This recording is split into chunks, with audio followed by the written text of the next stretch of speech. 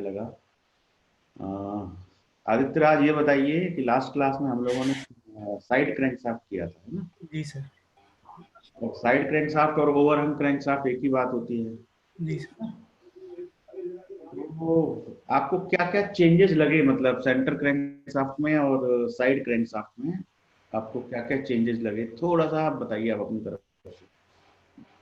Sir अभी sir question sir किए नहीं है सर ज़्यादा खुद से सर, तो ओके, अच्छा अच्छा, चलो क्वेश्चन को छोड़ दो। वैसे क्या चेंजेस थे, मतलब एक तो यही चेंज था कि उसमें दो वेव होते थे, इसमें एक वेव होता था, है ना? उसमें तीन बियरिंग होती थी, इसमें दो बियरिंग होती थी। उसमें जो क्रैंक पिन है वो as a simply supported beam work करती थी, इसमें crank pin as a cantilever work करती है, ठीक है ना? और जो गैस फोर्स होता है उसकी डिस्टेंस 3/4 L से अज्यूम की जाती है। तो जी ये सर। सारी बातें हमने डिटेल में साइड के साथ में पढ़ी थी, है ना? आज का दिन है हमारा रोलिंग कॉन्टैक्ट बियरिंग को रिवाइज करने का। ठीक है, रोलिंग कॉन्टैक्ट बियरिंग हम लोगों ने लॉकडाउन से पहले, मतलब जब हमारी ऑफलाइन क्लासेस चल रही थी, तो उस वक्त ही हमने इसे पूरा कर लिया था, रोलिंग कॉन्टैक्ट बियरिंग को। जी सर। एम आई राइट? Yes sir. है ना? और ऑनलाइन क्लास जो शुरू हुई है वो हमारी स्लाइडिंग कॉन्टैक्ट बियरिंग से शुरू हुई है, और उसके बाद आईसी इंजन कंपोनेंट पूरा ऑनलाइन हुआ है। यानी कि मॉड्यूल थर्ड पूरा ऑनलाइन हुआ है, और मॉड्यूल सेकंड का 50% पार्ट हमने ऑनलाइन किया है। जी तो, सर। तो आज हम रोलिंग कॉन्टैक्ट बियरिंग को रिवाइज करते हैं। तो देखो, रोलिंग कॉन्टैक्ट बियरिंग में जो मेन मेन चीजें हैं, मैं थोड़ा सा एक फाइल शेयर कर लेता हूँ आपको, और उस फाइल के माध्यम से थोड़ा सा रिवाइज करा देता हूँ। Let I am sharing a screen. Let this is a screen. देख पा रहे हैं आप? Revision on the rolling contact bearing revision, है ना? ये स्लाइड आपको अब शो हो रही है, वर्ड की फाइल है ये, आपको शो हो पा रही है? सर। यस। तो इसमें देखिए, प्रॉब्लम वन पे फोकस करेंगे पहले हम। तो प्रॉब्लम वन जो है, उसमें क्या लिखा हुआ है कि एक सिंगल रो ग्रूव वाल बियरिंग नंबर 6310। तो देखो, सबसे पहले 6310 का मतलब हमें समझना चाहिए। इसमें पहली डिजिट क्या रिप्रेजेंट करती है? बियरिंग का टाइप रिप्रेजेंट करती है, कि बियरिंग हमारी ग्रूव टाइप की है, या हमारी बियरिंग एंगुलर टाइप की है ना, या हमारी बियरिंग सिलिंड्रिकल है, रोलर है, मतलब कई बातों को रिप्रेजेंट करती है। तो सिक्स का मतलब होता है वो ग्रूव टाइप की है और बॉल टाइप की है, ग्रूव बॉल बियरिंग, है ना? शुरू में भी लिखा हुआ है रो ग्रूव बॉल बियरिंग। यदि किसी बियरिंग के डेजिग्नेशन में शुरू में सिक्स दिखाई दे आपको, तो समझ जाइए आप कि वो ग्रूव बॉल बियरिंग है। इसके बाद सेकंड डिजिट है थ्री। तो सेकंड डिजिट का मतलब होता है कि ये बियरिंग बियरिंग कई सीरीज में आती है, जैसे लाइट सीरीज की बियरिंग होती है ना? लाइट के बाद फिर मीडियम सीरीज आती है, मीडियम सीरीज के बाद हैवी सीरीज आती है ना? एक एक्स्ट्रा लाइट भी आती है। तो एक्स्ट्रा लाइट, फिर लाइट, फिर मीडियम, फिर हैवी, इस तरह से चार सीरीज होती हैं। तो उन चारों सीरीजों को 1 2 3 4 नंबर दिए गए हैं। क्या दिए गए हैं? 1 2 3 4 नंबर दिए गए हैं सीरीजों। तो वन का मतलब एक्स्ट्रा लाइट है, दो का मतलब लाइट है, तीन का मतलब मीडियम है। तो यहाँ पे तीन से हम ये समझ सकते हैं कि जो ये बियरिंग है वो मीडियम कैपेसिटी वाली है ना? तो जितनी ये नंबर जितनी ज्यादा होगी, यदि ये नंबर 4 होती है, इसका मतलब ये हैवी सीरीज होती है, और हैवी सीरीज बियरिंग की कॉस्ट जो है वो मीडियम सीरीज से ज्यादा होती है, कॉस्ट बढ़ती चली जाती है ना? तो हम डिजाइन पॉइंट ऑफ व्यू से जब स्टार्ट करते हैं, जब हमें बियरिंग डेजिग्नेशन इस क्वेश्चन में तो जैसे दिया हुआ है, कहीं पर नहीं दिया होगा, तो हमको यदि डिजाइनिंग शुरू करनी होती है तो हम एक्स्ट्रा लाइट से शुरू करते हैं। एक्स्ट्रा लाइट में यदि वो हमारी डिजाइन सेफ होती है, सक्सेसफुल होती है, तो फिर हम वहीं रुक जाते हैं। और यदि अनसेफ होती है तो फिर हम एक्स्ट्रा लाइट से लाइट की तरफ जाते हैं, मीडियम की तरफ जाते हैं, फिर हैवी की तरफ जाते हैं। इस तरह से वन बाई वन स्टेप हम आगे बढ़ते हैं। इसके बाद आप देखें, फिर दो डिजिट और हैं, वन और जीरो। इन दोनों डिजिटों को आप 5 से मल्टीप्लाई कर दें, तो 10 × 5 कितना हो गया? 50।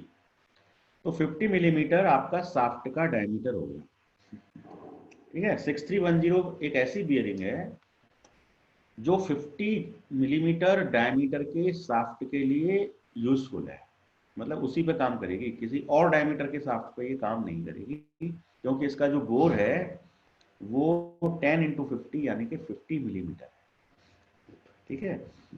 यदि यहाँ 6315 लिखा होता, इसका मतलब ये 75 मिलीमीटर बियरिंग नली डायमीटर के लिए यूजफुल होती, करेक्ट।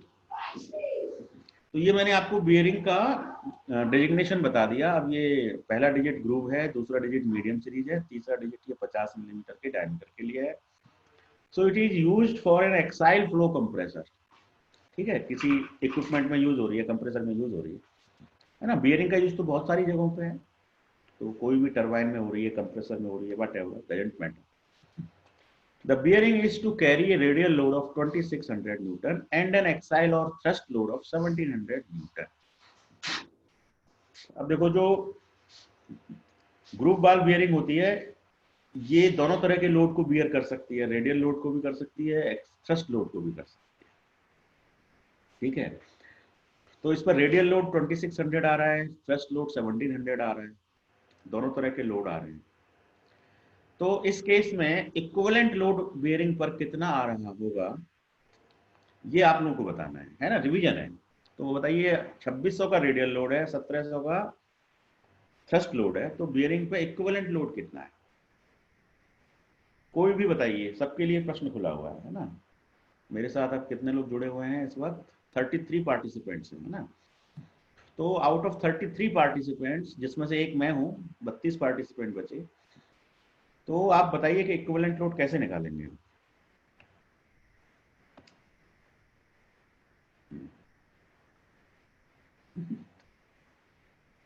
प्रयास, प्रयास बताएं।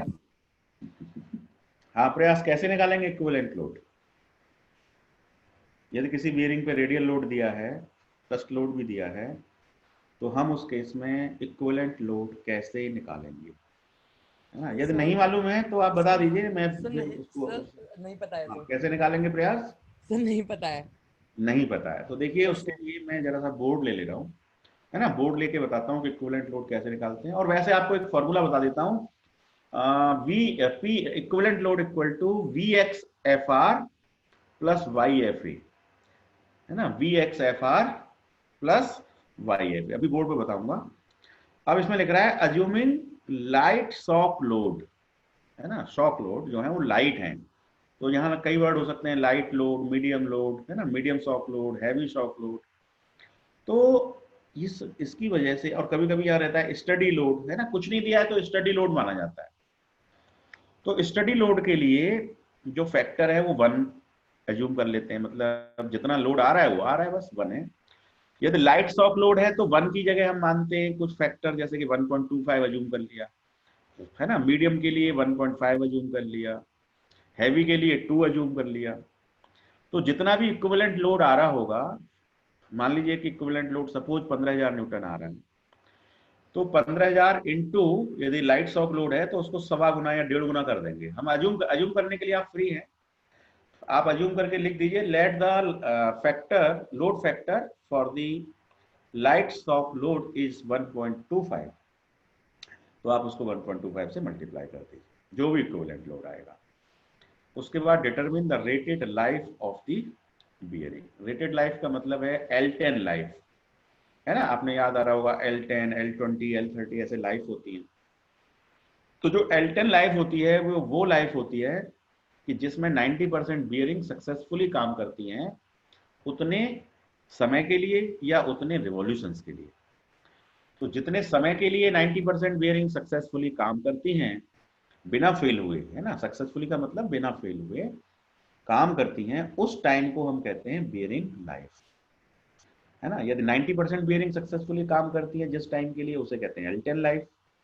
यदि 80% बियरिंग सक्सेसफुली काम करती हैं तो उसे कहते हैं L20 लाइफ, है ना। ऐसे ही सो ऑन, आगे भी इसी तरह। यदि 70% बियरिंग सक्सेसफुली काम करती हैं तो हम कहते हैं L30। यदि 50% बियरिंग काम करती हैं तो L50। L50 और L10 में एक रिलेशन होती है, तो L50 equal to 5 times L10 होता है, करेक्ट। तो अब इस क्वेश्चन में देखो बियरिंग का डेजिग्नेशन दिया है, रेडियल लोड दिया है, थ्रस्ट लोड दिया है, शॉक लाइट शॉक फैक्टर 1.25 हमने अज्यूम कर लिया है। आप फ्री हैं, 1.25 कर लें, 1.5 कर लें, आपकी इच्छा है। 1.25 कर लिया है। Determine the rating life, life निकालनी, लाइफ निकालनी। तो देखो 2600, 1700 ये याद रखिएगा। तो मैं अब जरा सा बोर्ड ले रहा हूँ, I am going to the board.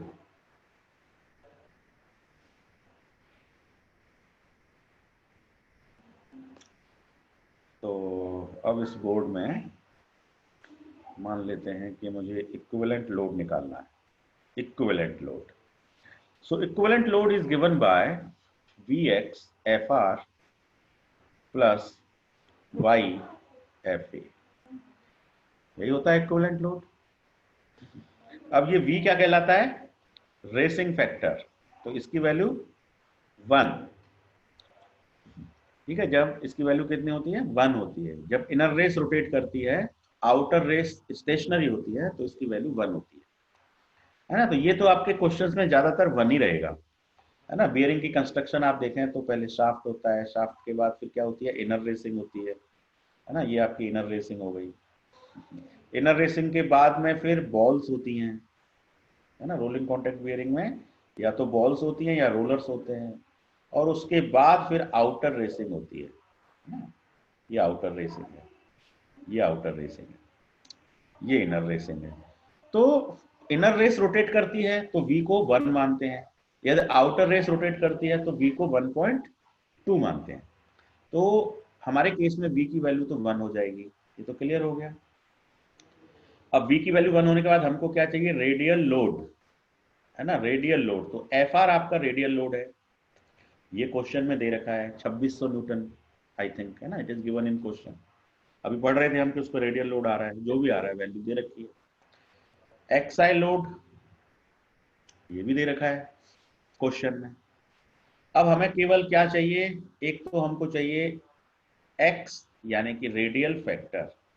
इस x को क्या कहते हैं, रेडियल फैक्टर, रेडियल फैक्टर। और इस y को क्या कहते हैं, thrust factor, it is thrust factor. अब ये दोनों कहां से मिलते हैं, x और y, ये दोनों आपको मिलते हैं डाटा बुक से, है ना। अब तो मैंने आपके पास डाटा बुक भंडारी की पूरी फुल PDF अवेलेबल है, तो वहां से आप बड़े आराम से इन x और y फैक्टर्स को निकाल सकते हैं, ठीक है। तो अब इसमें सारी वैल्यूज पता लग जाएंगी। V1 हो गया, x और y डाटा बुक से आ गया, और Fr और Fa यहाँ दे रखा है। तो आप क्या निकाल पाएंगे, इक्विवेलेंट लोड निकाल लेंगे आप, ठीक है। अब थोड़ी सी बात ये और कर लेते हैं कि x और y कैसे निकालते हैं डाटा बुक से। तो x और y के बारे में मैंने तो ऑफलाइन क्लास में how to find x and y ये आपको नोट भी करवाया था। तो चलिए जरा सा फिर से x और y कैसे निकालते हैं। तो उसके लिए हमको 2 रेशियो निकालने पड़ते हैं। एक रेशियो होता है FA/C0 और दूसरा रेशियो होता है FA/VFR, है ना। x और y की वैल्यू फाइंड करने के लिए आप ये दोनों रेशियो निकाल लो, पहला रेशियो, दूसरा रेशियो। उसके बाद डाटा बुक में टेबल होती है, उस टेबल में चले जाओ, है ना। उस टेबल में आपको सारी चीजें मिल जाएंगी। तो उस टेबल में जब आप जाएंगे, एक सेकंड,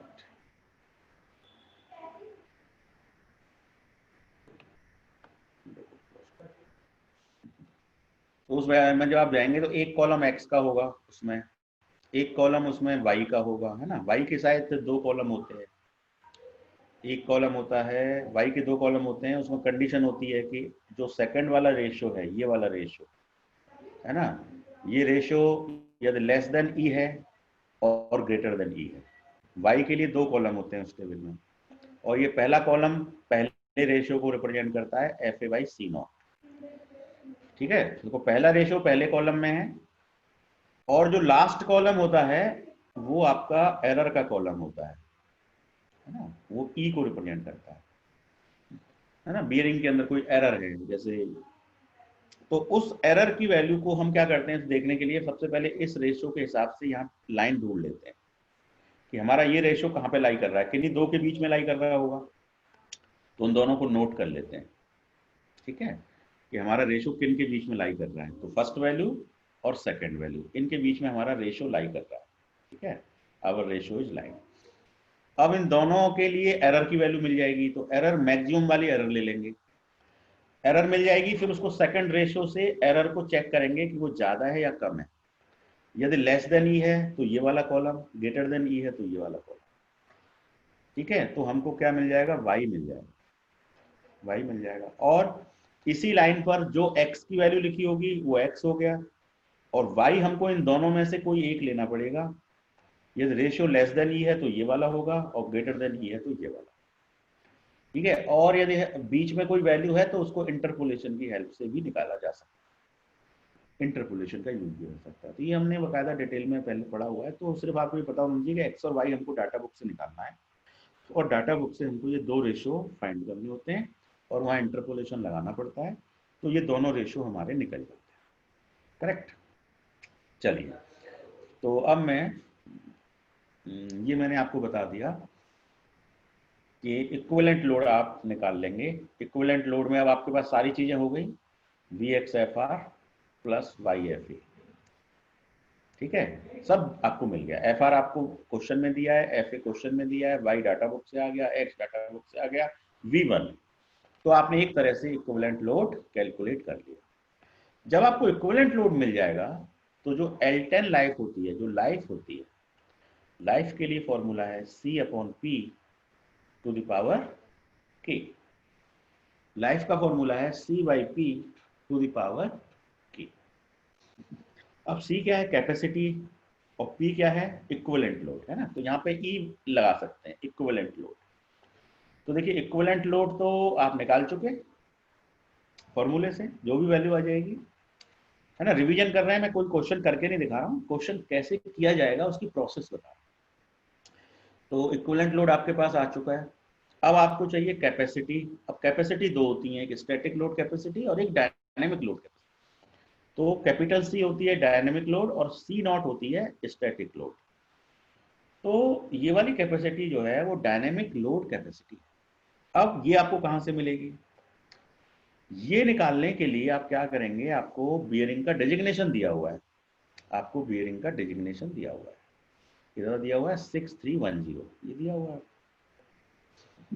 तो आप डाटा बुक में जाएंगे और डाटा बुक में 6310 को आप ग्रुप बॉल बियरिंग की टेबल होगी, उस बियरिंग के अंदर आप इस नंबर को ढूंढेंगे, और ये नंबर आपको जिस लाइन में मिल जाएगा उस लाइन में सी और सी नॉट कितने लिखे हैं, है ना। वहाँ हर बियरिंग की डायनेमिक लोड कैपेसिटी और स्टैटिक लोड कैपेसिटी लिस्टेड होती है कैटलॉग में। कैटलॉग में बियरिंग की डेजिग्नेशन के साथ बियरिंग की कैपेसिटी लिस्टेड होती है। तो यदि हमें बियरिंग नंबर पता है तो कैपेसिटी पता है with the help of data book.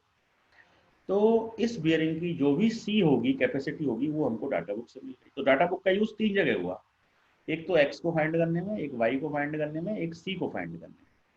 सी किसके हिसाब से निकला, 6310 के हिसाब से। एक्स और वाई जो है वो दो रेशियो के हिसाब से निकले, एक F A Y C naught और एक F A Y V F R. अब ये पावर के है, के मतलब आपको पता है के की वैल्यू 3 होती है बॉल बियरिंग के लिए, और 10/3 होती है रोलर बियरिंग के लिए। तो अब हमारे केस में ये बॉल बियरिंग का क्वेश्चन है या रोलर बियरिंग का है, बॉल बियरिंग। तो हम के की जगह क्या ले लेंगे, 3। सी हमको डाटा बुक से मिल गया, पी हम निकाल चुके हैं। तो अब हमको लाइफ निकालने में क्या प्रॉब्लम है, नो है, कोई प्रॉब्लम नहीं, तो लाइफ निकल जाएगी, है ना। तो लाइफ हमारी आ चुकी, क्लियर। तो ये क्वेश्चन इस तरह से कंप्लीट होता है। इसमें कोई डाउट हो आपकी तो आप जो है बताएं कि इस क्वेश्चन में आपको कहीं पर कि कैसे करेंगे, इस तरह का कोई डाउट हो तो प्लीज टेल मी। सर सी और सी नॉट में फर्क क्या है? सी और सी नॉट में फर्क क्या है, सी मतलब डायनेमिक लोड कैपेसिटी है, सी नॉट स्टैटिक लोड कैपेसिटी है। अब फर्क ये है कि सी नॉट के केस में बियरिंग हमारी रहती है स्टेशनरी, है ना, घूम नहीं रही है, मतलब बियरिंग स्टेशनरी, बियरिंग की जो इनर रेसिंग है वो क्या है, स्टेशनरी है। तो जब स्टेशनरी है बियरिंग तो पहले शाफ्ट है, फिर बॉल्स आ जाती हैं, है ना। बॉल्स आ जाती हैं और बियरिंग अभी स्टेशनरी है। तो अब स्टेशनरी कंडीशन में हमारी बियरिंग कितना लोड सस्टेन कर सकती है, मान लीजिए कि W लोड सस्टेन कर सकती है, ठीक है। तो इस W लोड की वजह से क्या होता है, बियरिंग की जो बॉल हैं वो डिफॉर्म होती हैं, है ना। बॉल जो है वो ऊपर वाली बॉल तो डिफॉर्म नहीं होती हैं, नीचे वाली जो बॉल होती हैं वो डिफॉर्म होने लगती है, उनमें डिफॉर्मेशन आती है, क्योंकि लोड का मैक्सिमम पार्ट कौन बियर करता है, ये नीचे वाली बॉल बियर करती है। तो इसके लिए हमने वो पढ़ा था स्ट्रीबैक इक्वेशन, है ना, स्टैटिक लोड कैपेसिटी को निकालने के लिए एक हमने इक्वेशन डिराइव की थी बकायदा, जिस इक्वेशन का नाम था स्ट्रीबैक इक्वेशन, और वो इक्वेशन हमारी लास्ट में आई थी। सी नॉट को हमने निकाला था KD² Z डिवाइडेड बाई 5, आपको याद आ रहा हो, ठीक है। तो सी नॉट का मतलब है when the bearing is stationary how much load the bearing can take for a maximum ball deformation of 10⁻⁴D। ये भी लिमिट है कि बॉल की डिफॉर्मेशन, देखो जैसे जैसे W बढ़ता जाएगा वैसे वैसे बॉल का डिफॉर्मेशन बढ़ता जाएगा। तो बॉल का डिफॉर्मेशन कितना अलाउड है for the successful working of the bearing, how much deformation is allowed. तो उसके लिए एक लिमिट है कि 10⁻⁴ ऑफ द बॉल डायमीटर, ये बॉल डायमीटर है DB मान लीजिए इसको, 10⁻⁴ बॉल डायमीटर के बराबर डिफॉर्मेशन अलाउड है, उससे ज्यादा डिफॉर्मेशन अलाउड नहीं है। तो इतने डिफॉर्मेशन पर इस लोड की वैल्यू जो होगी उसी को हम कहेंगे C नॉट।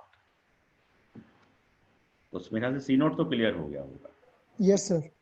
अब मैं C के बारे में बताता हूँ। अब C के बारे में देखिए, C जो है वो डायनेमिक लोड कैपेसिटी है, मतलब उसमें बियरिंग रोटेट हो रही है ना, बियरिंग रोटेटिंग कंडीशन में, शाफ्ट रोटेट हो रहा है, बियरिंग की इनर रेसिंग रोटेट हो रही है। तो उस रोटेशन कंडीशन में शाफ्ट का कभी टॉप पार्ट नीचे आ जाएगा, नीचे वाला पार्ट ऊपर चला जाएगा, है ना। तो फटीग लोडिंग आती है शाफ्ट के ऊपर, है ना, डायनेमिक कंडीशन हो जाती है, रोटेशन कंडीशन में फटीग स्ट्रेंथ डेवलप होती है। तो उस केस में हमारी बियरिंग पे फटीग किस पॉइंट पे आई।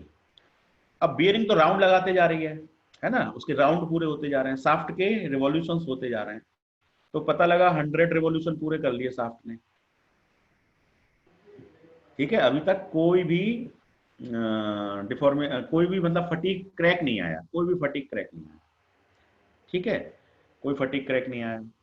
अब रिवॉल्यूशन बढ़ते जाएंगे, बढ़ते जाएंगे। तो बढ़ते बढ़ते रिवॉल्यूशन जब 1 मिलियन रिवॉल्यूशन हो जाए, 1 मिलियन रिवॉल्यूशन, 10⁶ रिवॉल्यूशन, इतने रिवॉल्यूशन पर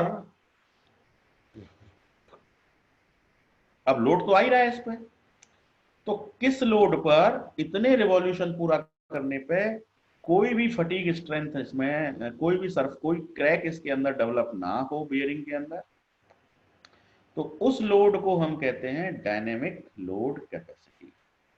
तो डायनेमिक लोड वो लोड है जिस लोड पर बियरिंग 10⁶ रिवॉल्यूशन पूरे कर सकती है, मतलब शाफ्ट इतने रिवॉल्यूशन रोटेट हो सकता है without any fatigue crack, without any crack on the surface.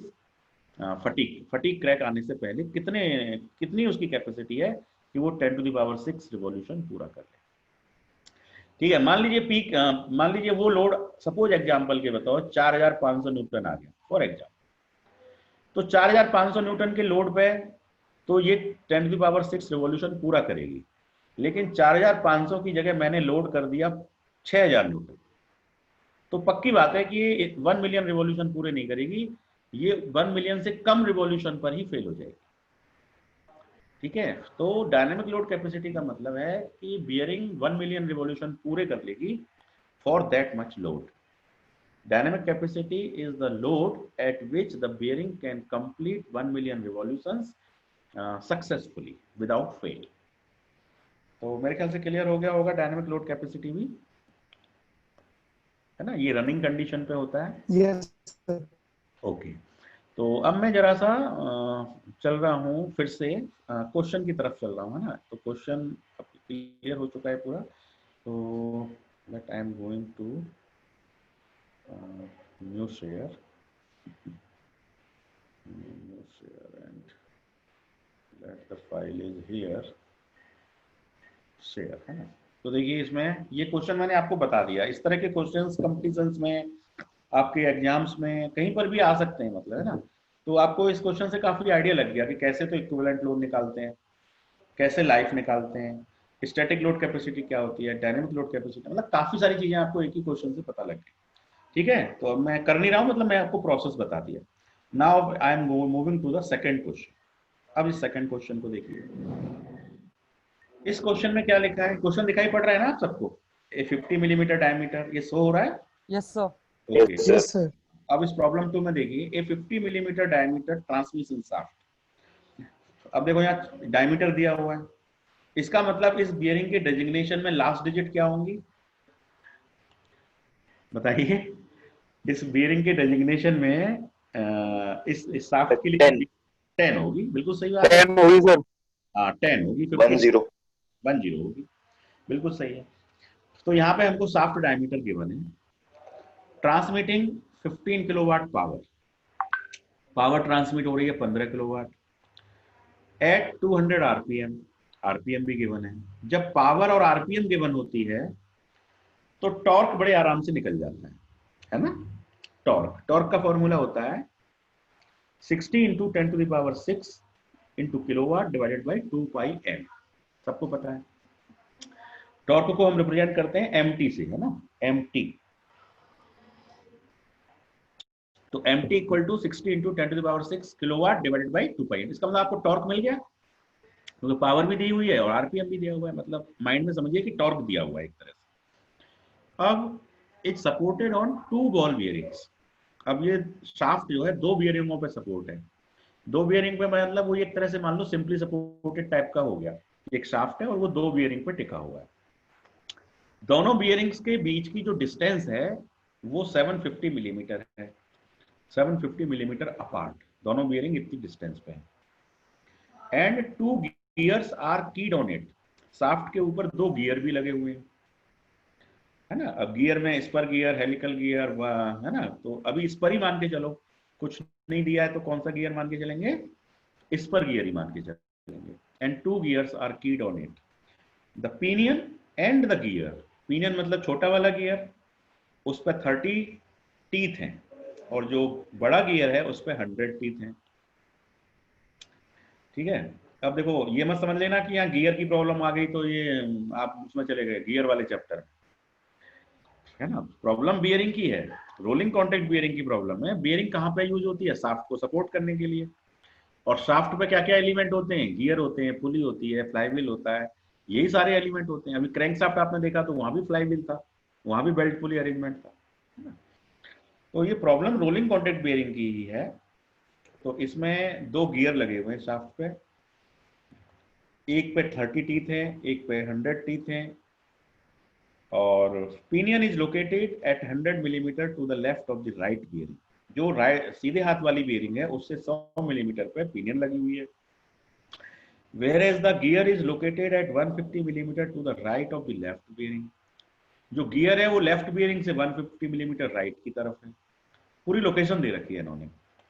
The module and the pressure angle of the gear are 5 and 20 degree involute respectively. अब देखो मॉड्यूल भी दे रखा है 5।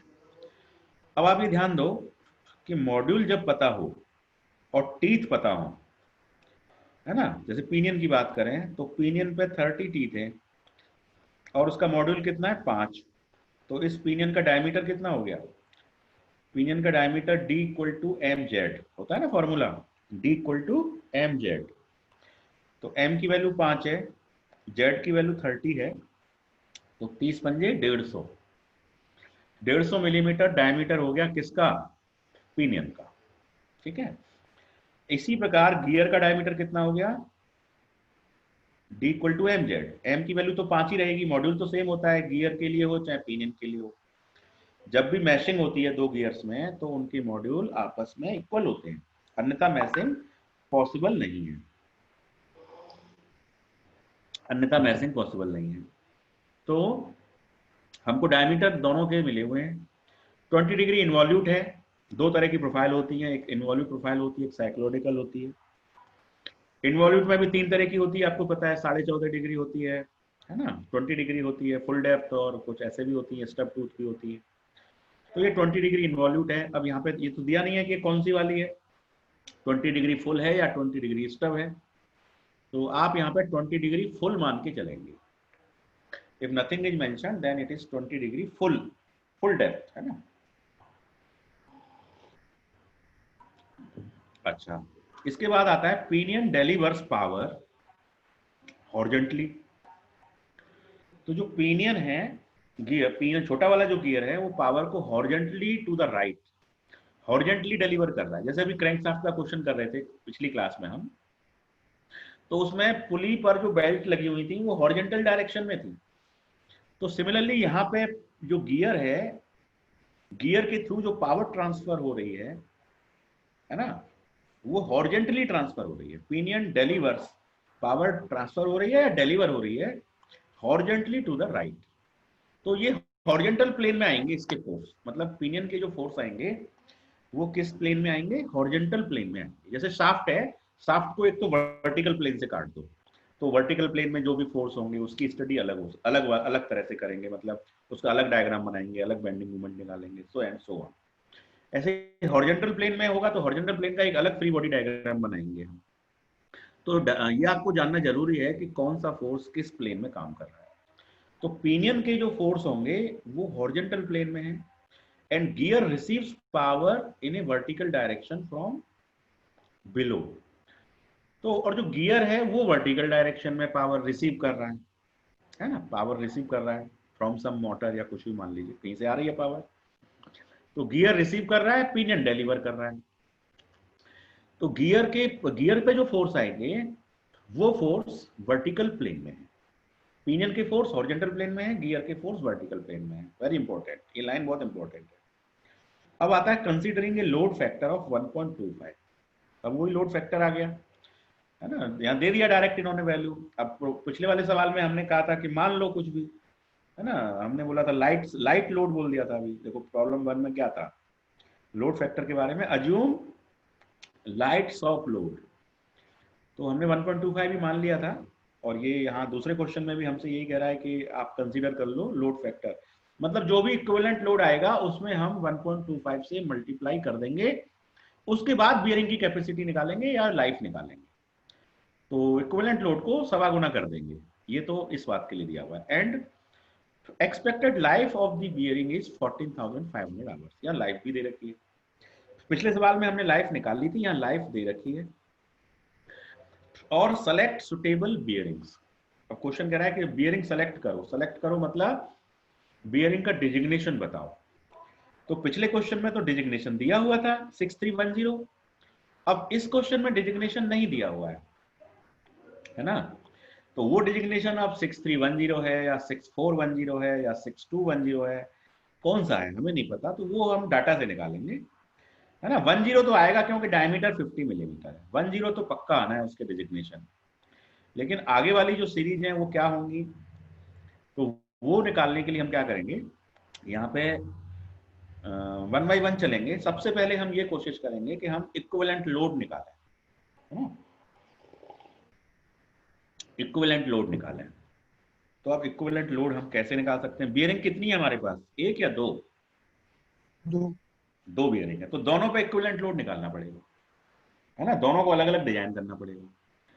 दोनों का लोड निकल गया, मान लो एक बार को आपने लोड निकाल लिया, उसके बाद आपको लाइफ दे रखी है, ठीक है, लोड दे रखा है, लाइफ दे रखी है, तो कैपेसिटी निकालना आसान है। अब वही वाला formula L = C/P to the power K। तो C दे रखा है, C निकालना है, और L और P दिया हुआ है। L दिया हुआ है 14,500 आवर्स, ये आवर्स में दे रखा है। आवर्स को भी हम चेंज कर सकते हैं मिलियन रिवॉल्यूशंस में, है ना।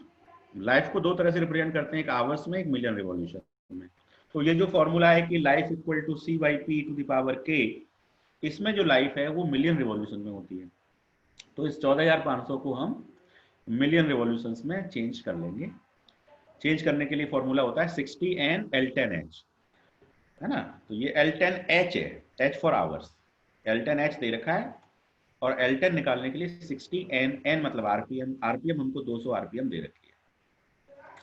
तो कहने का मतलब लाइफ हमको मिलियन आवर्स में पता लग जाएगी, कैपेसिटी हम निकाल पाएंगे और कैपेसिटी निकालने के बाद हम बियरिंग को डाटा बुक से देख लेंगे कि इतनी कैपेसिटी पर कौन सा डेजिग्नेशन है। हम उल्टा देखेंगे, अब पहले वाले क्वेश्चन में हमने डेजिग्नेशन से कैपेसिटी देखी, अब हम कैपेसिटी से डेजिग्नेशन देखेंगे और फिर हम बता देंगे कि ये this bearing is suitable for left side bearing and this bearing is suitable for right side bearing. दो बियरिंग है शाफ्ट के ऊपर, ठीक है। अब इसमें सबसे इंपॉर्टेंट काम हो गया कि इक्विवेलेंट लोड कैसे निकाला जाए, कि बियरिंग पे कितना लोड आ रहा है, ठीक है। तो इसके लिए जरा सा मैं बोर्ड ले रहा हूँ, है ना। ये वैल्यूज याद रखना जरा, आप चाहो तो इसका एक फोटो ले लो, मुझे वैल्यू बताते रहना जो मैं पूछूं। जैसे कि आपको इसमें दे रखा है 750 तो डिस्टेंस है बियरिंग के बीच में, ठीक है, और एक बियरिंग 100 मिलीमीटर लेफ्ट है और एक बियरिंग 150 मिलीमीटर राइट है, यही है ना क्वेश्चन। गुड। और 15 किलोवाट पावर है और 200 आरपीएम उसकी स्पीड है। तो चलिए मैं जरा सा अब आ जाता हूं बोर्ड पर।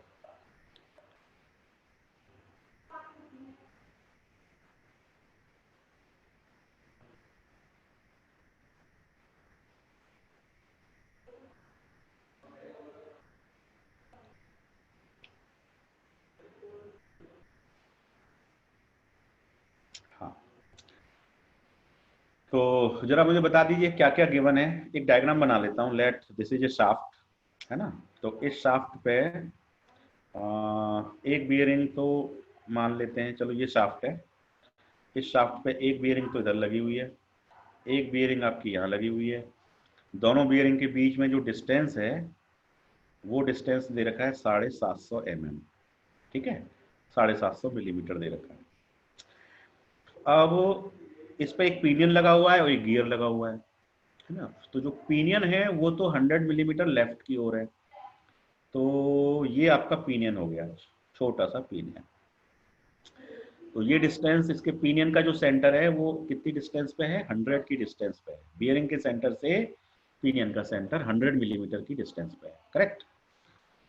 अब इधर देखें तो इधर हमको एक लगा हुआ है गियर, ये गियर बड़ा गियर है ना, ये बिग। तो इसका सेंटर और बियरिंग का जो सेंटर है वो कितनी डिस्टेंस पे दे रखे हैं, 150 पे दे रखे हैं, करेक्ट। आप देखो ये बियरिंग 1, ये बियरिंग 2। हमें डिजाइन किसको करना है, बियरिंग को डिजाइन करना है, शाफ्ट को डिजाइन नहीं करना है। किसको डिजाइन करना है, बियरिंग को डिजाइन करना है, बी इंपॉर्टेंट। तो बियरिंग पे फोकस करो। अब बियरिंग पे क्या क्या आएगा, इस बियरिंग पे आएंगी रिएक्शन, रिएक्शन आएंगी। अब रिएक्शन कौन से प्लेन में आएंगी, वर्टिकल प्लेन में आएंगी या हॉरिजॉन्टल प्लेन में आएंगी। तो ये डिपेंड करता है कि किस तरह के लोड आ रहे हैं। यदि लोड वर्टिकल प्लेन में आ रहे हैं तो वर्टिकल रिएक्शन आएंगी, यदि हॉरिजॉन्टल प्लेन में लोड आ रहे हैं तो हॉरिजॉन्टल रिएक्शन आएंगी। तो हमारे केस में अभी आपने पढ़ा है कि जो पिनियन है वो तो वर्टिकल डायरेक्शन में पावर को डिलीवर कर रही है, तो पिनियन पे जो फोर्स है वो तो वर्टिकल है, वो कैसा है, वर्टिकल है। तो यदि मैं पिनियन को राइट साइड से देखूं पिनियन को, तो पिनियन का ऐसे सर्किल मिलेगा, मुझे मिलेगा। अब ये पिनियन का सेंटर हो गया, पिनियन का सर्किल मिला।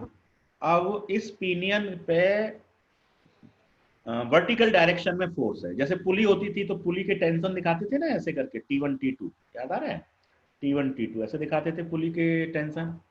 तो गियर में बेल्ट तो होती नहीं है, गियर में तो फोर्स होता है। तो गियर फोर्स, फोर्स तो ये भी है, ये टेंशन फोर्स है। तो यहाँ पे जो फोर्स है अब हमको ये देखना है कि वो वर्टिकल फोर्स है या हॉरिजॉन्टल फोर्स है। तो हमें क्वेश्चन में दे रखा है कि pinion delivers power in the vertical direction. तो पिनियन के फोर्स को आप वर्टिकली अज्यूम कर लो, है ना, चाहे अपवर्ड अज्यूम। अब जैसे रिएक्शन अपवर्ड है तो फोर्स को डाउनवर्ड अज्यूम कर लो, है ना, let the force is downward. उल्टा ही होगा, रिएक्शन हमेशा उल्टी आती है, तो इस तरह से फोर्स को अज्यूम कर लो। तो ये पिनियन का फोर्स है, तो इस फोर्स को आप मान लो F P, pinion force, pinion की वजह से शाफ्ट के ऊपर क्या फोर्स आ रहा है, करेक्ट। तो जब यदि मैं शाफ्ट को बनाऊं तो शाफ्ट का एक बहुत छोटा सा सर्किल आएगा कि नहीं आएगा, शाफ्ट का छोटा सा सर्किल आएगा, ये शाफ्ट हो गया। अब इस एफपी फोर्स को जब आप शाफ्ट के सेंटर पे ट्रांसफर करोगे तो एक तो फोर्स आएगा साथ में, और साथ में एक अपने साथ क्या लेके आएगा, ट्विस्टिंग मोमेंट लेके आएगा, ठीक है। पिनियन की सरफेस पे जो फोर्स आ रहा है, टेंजेंशियल जो फोर्स आ रहा है, वर्टिकली एफपी जो फोर्स आ रहा है, जब ये फोर्स शाफ्ट पे ट्रांसफर होगा, जब ये फोर्स शाफ्ट पे ट्रांसफर होगा तो साथ में एक ट्विस्टिंग मोमेंट लेके आएगा, और उस ट्विस्टिंग मोमेंट की जो वैल्यू है वो वैल्यू क्या होगी,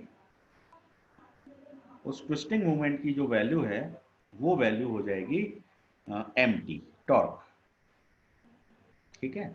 अब टॉर्क कैसे निकालते हैं, फोर्स इनटू डिस्टेंस, फोर्स कितना है fp और डिस्टेंस कितनी है, रेडियस ऑफ द पिनियन, है ना।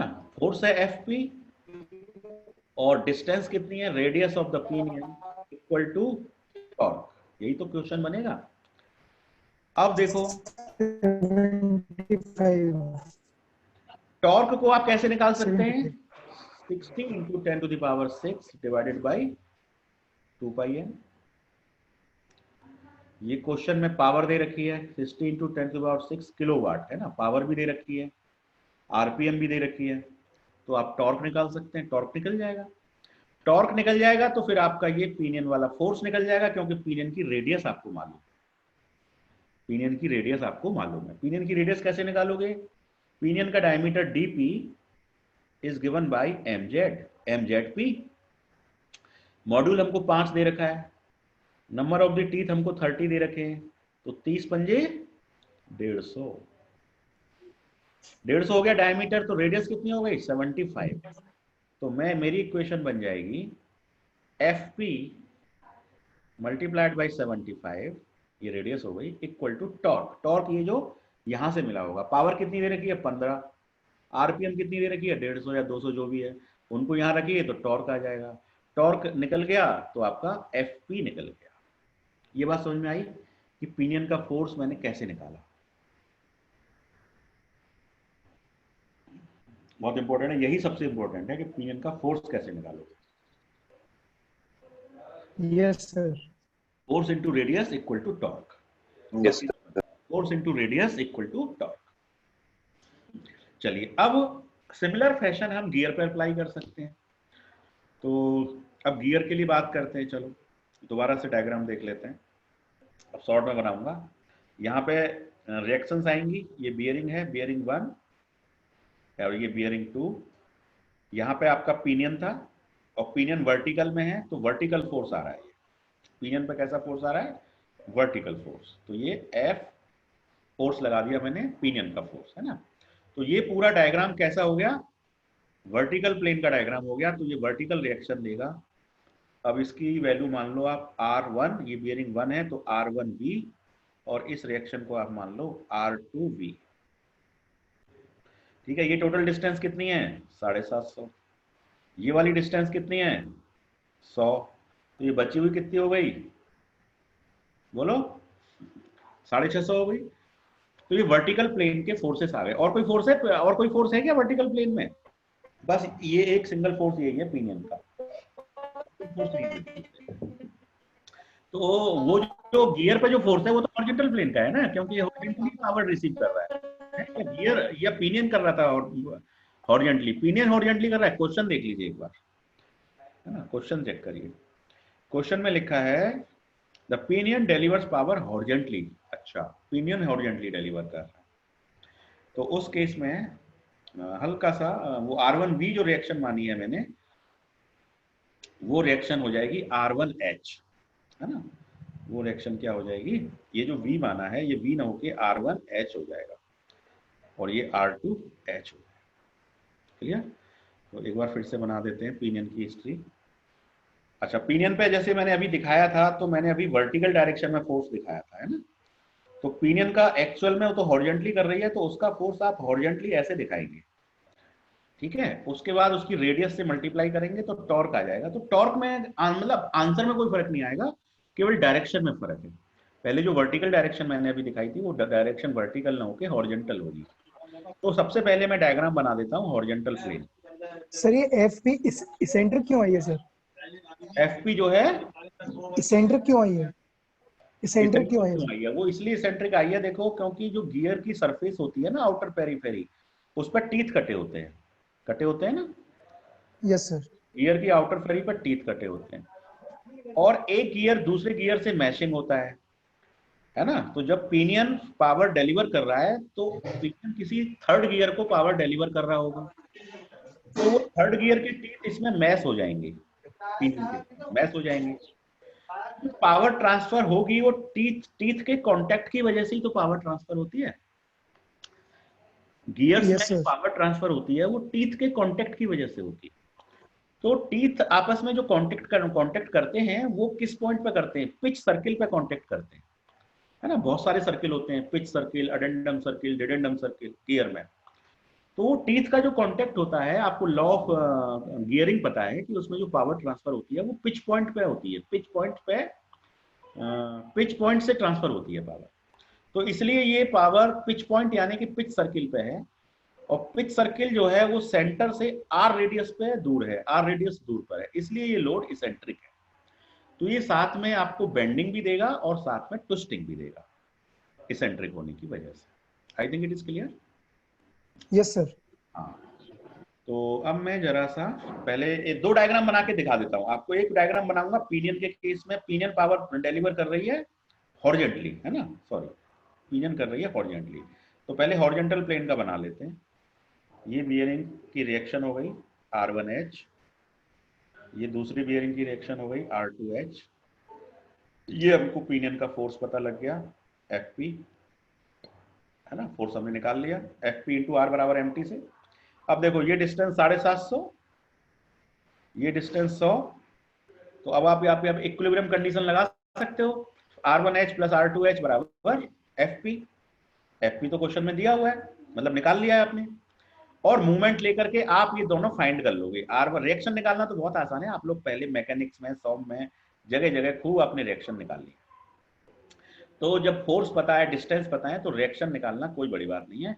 लॉ ऑफ इक्विलिब्रियम कंडीशन जो होती है, summation of all the forces must be 0 and summation of all the movement at any point in the shaft must be 0। तो वो इक्वेशन लगा के आपने ये रिएक्शन निकाल ली। तो हॉरिजॉन्टल प्लेन समझ में आ गया। अब मैं वर्टिकल प्लेन की बात करूंगा, है ना, VP। वर्टिकल प्लेन में यही शाफ्ट है, यही बियरिंग है, लेकिन अब ये बियरिंग वर्टिकल रिएक्शन देंगी R1V और R2V। अब वर्टिकल रिएक्शन किस पॉइंट पे आ रही है, देखो जैसे शाफ्ट था, शाफ्ट में एक जगह तो पिनियन लगी हुई है, एक जगह आपका गियर लगा हुआ है। पिनियन हॉरिजॉन्टली पावर ट्रांसफर कर रही है, ये वर्टिकली पावर ट्रांसफर कर रहा है। तो वर्टिकल फोर्स गियर वाली लोकेशन पे आ रहा है ना। गियर वाली लोकेशन को मान लेते हैं C और पिनियन वाली लोकेशन को मान लेते हैं D। तो ये D पॉइंट था, अब C पॉइंट पे बात चल रही है। गियर कहां पर है, C पॉइंट पर। तो C पॉइंट पर जो फोर्स है, उस फोर्स को हम कैसे निकालेंगे, फिर से वही तरीका। गियर वर्टिकली कर रहा है, तो अब गियर का सर्किल जो होगा, गियर का सर्किल ऐसे दिखाई देगा, दिस इज गियर सर्किल। अब इस सर्किल में वर्टिकल फोर्स है, उस फोर्स का नाम दे देते हैं FG, वर्टिकल फोर्स। ठीक है, vertical force multiplied by radius, ये भी टेंजेंशियल होगा, तो FG into R, FG multiplied by radius of the gear RG equal to torque. तो टॉर्क दोनों पर सेम होता है ना, पिनियन पे भी और किस पर, गियर पे भी। शाफ्ट की जब ट्विस्टिंग होती है तो जितना टॉर्क गियर पे आता है उतना ही टॉर्क पिनियन पे भी आता है। तो torque through out shaft same होगा। तो MT जो हमने पहले निकाला है 60 into 10⁶ kilowatt divide by 2 pi m से, तो उसी की हेल्प से हम इसको भी निकाल लेंगे। तो हमको FG मिल गया, तो FG यहाँ आ गया, क्लियर, FG आ गया। चलो FG हमें पता लग गया। अब इसकी हेल्प से हम ये रिएक्शन निकाल लेंगे। तो रिएक्शन कौन कौन सी है, एक तो R1V है और एक R2V है। तो देखो मैंने कुल कितनी रिएक्शन निकालनी, 2 हॉरिजॉन्टल और 2 वर्टिकल। ठीक है, अब मैं पॉइंट 1 की बात करूंगा। पॉइंट 1 पे कौन कौन सी रिएक्शन है? पॉइंट 1 पर दो रिएक्शन है, एक तो R1H है और एक R1B है। ये हॉरिजॉन्टल प्लेन में है, ये वर्टिकल प्लेन में है, तो नेट रिएक्शन क्या होगी? तो R1 net will be equal to under root of R1H square plus R1V square. Correct, net reaction आ गई। अब इस नेट रिएक्शन बियरिंग नंबर 1 पे ये रिएक्शन आ रही है, तो बियरिंग पे आने वाला लोड पता लग गया आपको, बियरिंग पे आने वाला आपको फोर्स पता लग गया, लोड पता लग गया, इक्विवेलेंट लोड पता लग गया। ठीक है, तो बियरिंग के ऊपर कितना लोड आ रहा है पहली वाली बियरिंग पे, वो आपको पता लग गया कि ये लोड है। तो जो लोड होगा वो किसके बराबर होगा? रिएक्शन के बराबर ही होता है। बियरिंग पे कितना लोड आ रहा है, वो वही लोड होता है जितना बियरिंग रिएक्शन होती है। न्यूटन थर्ड लॉ से क्या होता है? जितना किस कोई फोर्स आता है उतना ही बियरिंग रिएक्शन देती है ना। Action and reaction are equal. तो बियरिंग की जो रिएक्शन होगी वही बियरिंग पे आने वाला लोड होगा। तो आपको इक्विवेलेंट लोड मिल गया। और जब आपको इक्विवेलेंट लोड मिल गया तो फिर तो काम बहुत आसान हो गया। इक्विवेलेंट लोड के बाद फॉर्मूला क्या है? L equal to C/P divided by power K। आपने ये निकाल लिया PE। PE कैसे निकाला आपने? अभी आपने रिएक्शन निकाल ली, रिएक्शन जो रिएक्शन है वो PE है, PE आ गया। अब आपको L क्वेश्चन में दे रखी है कि इतने आवर्स है, आवर्स को आपने चेंज कर लिया, L10 इक्वल टू होता है 60 N L10H। तो L10H जो है वो क्वेश्चन में दे रखी है 14,500 घंटे, है ना। तो 14,500 इंटू एन की वैल्यू क्वेश्चन में दे रखी है, इंटू 60 करने से आपको L10 मिल जाएगा। तो L10 is available, PE is available, so you can find C निकाल सकते हैं आप। और K कितना ले लेंगे? 3 for the ball bearing. K को 3 ले लेंगे, रोलर होगी तो 10/3 ले लेंगे, तो C आ जाएगा। अब जैसे ही C मिल गया, मतलब डायनेमिक लोड कैपेसिटी मिल गई, तो डाटा बुक में टेबल में जाओ और वहां पे देखो कि C वाले कॉलम में ये वाली वैल्यू कहां पे आ रही है, और ये वैल्यू जहां पे भी आ रही है ना, उस वैल्यू के सामने उसकी कैपेसिटी कितनी लिखी है, उसकी डिजिग्नेशन क्या लिखी है, वो डिजिग्नेशन आपको मिल जाएगी। हो गया क्वेश्चन सॉल्व। तो इस तरह से हमने बियरिंग 1 को डिजाइन किया। And similar logic for the bearing 2 also. अब बियरिंग 2 पे बात करें तो बियरिंग 2 पे कौन कौन सी रिएक्शन आ रही है? एक तो R2H आ रही है, एक R2V आ रही है, ये हॉरिजॉन्टल प्लेन में आ रही है, ये वर्टिकल प्लेन में आ रही है। तो नेट रिएक्शन कितनी आ रही है बियरिंग पर? R2H square plus R2V square. बस वही सेम लॉजिक है। अब नेट रिएक्शन हो गई तो ये बियरिंग पे आने वाला इक्विवेलेंट लोड हो गया बियरिंग 2 पे। दोबारा से L10 equal to C/P to the power K। अब इस P की जगह ये R2 रख देंगे। L10 हमारा वही 14,500 घंटे से जो मिलियन रिवॉल्यूशन आया है वही सेम रहेगा, उससे C आ जाएगा। C आने से हमको डिजिग्नेशन डाटा बुक से मिल जाएगा। तो ये क्वेश्चन हो गया, यही पूछा था इसमें। तो मोटा मोटा कुछ नहीं किया, बस ये ध्यान रखना है कि वर्टिकल प्लेन में कौन से फोर्स आ रहे हैं, उससे वर्टिकल रिएक्शन निकाल लो। हॉरिजॉन्टल प्लेन में कौन से फोर्स आ रहे हैं, उससे हॉरिजॉन्टल रिएक्शन निकाल लो। इक्विवेलेंट रिएक्शन निकाल लो। इक्विवेलेंट रिएक्शन ही आपके लोड है।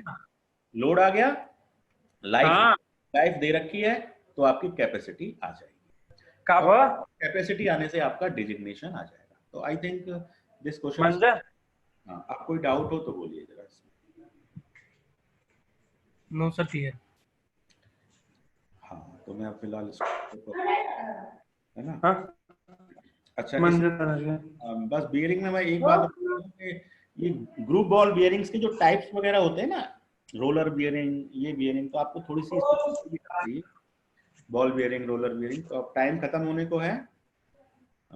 I think we have revised the roller bearing fully, है ना। इसके अलावा एक प्रॉब्लम और होती है इक्विवेलेंट लोड वाली, है ना। एक फॉर्मूला है N1P1³ plus N2P2³ plus N3P3³ whole power 1/3 divide by N1 plus N2। वो और आप रिवाइज कर लीजिएगा, बाकी कंप्लीट है। तो नेक्स्ट क्लास में हम लोग स्लाइडिंग कॉन्टैक्ट बियरिंग रिवाइज करेंगे। ठीक है, okay, thank you very much. Thank you sir. Thank you sir. Happy learning, stay home, stay safe.